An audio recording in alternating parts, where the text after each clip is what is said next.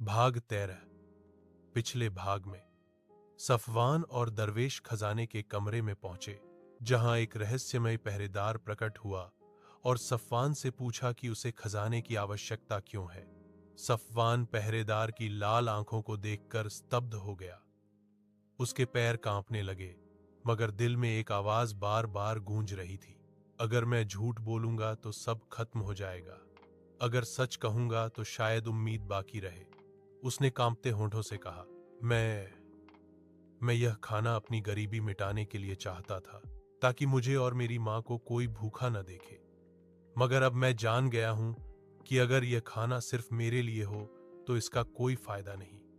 मैं चाहता हूं कि यह खाना दूसरों के लिए भी रोशनी बने, ताकि जो गरीब और बेसहारा हैं उनकी जिंदगी बदल सके। यह सुनते ही कमरे में एक भारी सा सन्नाटा छा गया। पहरेदार ने अपनी आंखें तंग की और धीमी आवाज में कहा, सच्चाई तुम्हारे शब्दों में है, लेकिन याद रखो, हर शब्द की कीमत अदा करनी होती है। अचानक उसने अपना हाथ उठाया और खजाने के चारों ओर लगी आग की लपटें तेज हो गईं। सफवान घबराकर पीछे हटा, मगर दरवेश ने उसका हाथ मजबूती से पकड़ लिया।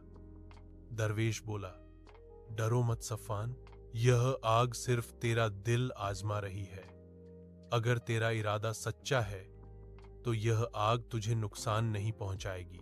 सफवान ने कांपते हुए कदम आग की ओर बढ़ाया। जैसे ही वह आग के करीब पहुंचा, उसके शरीर पर पसीना बहने लगा, लेकिन आश्चर्यजनक रूप से शोले उसके करीब आकर नरम पड़ गए, जैसे किसी ने उन्हें रोक दिया हो।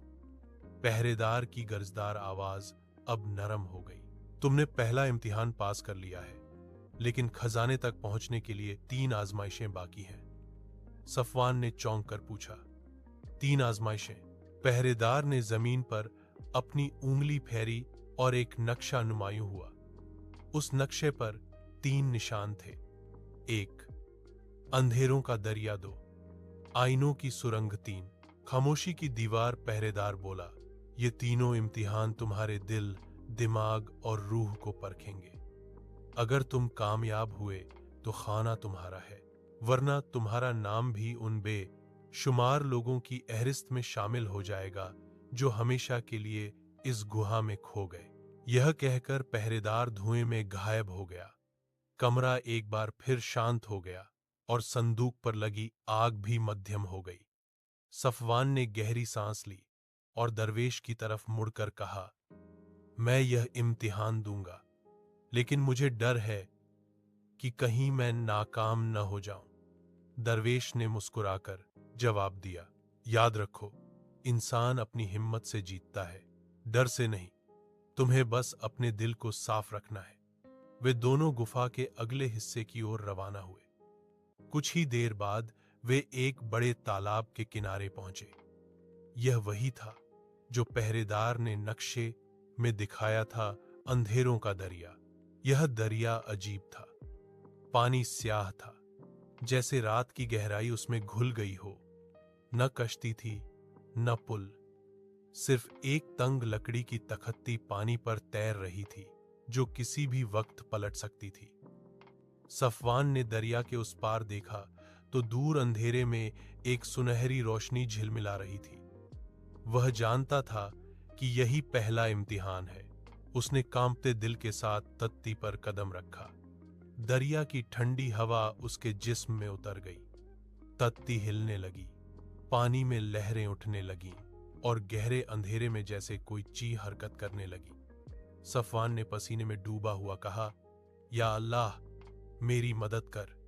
दरवेश किनारे पर खा उसकी हिम्मत बहाता रहा, याद रखो सफवान, यह अंधेरा तेरे खौफ की तस्वीर है। अगर तू अपने खौफ पर काबू पा लेगा तो यह दरिया तुझे रास्ता दे देगा।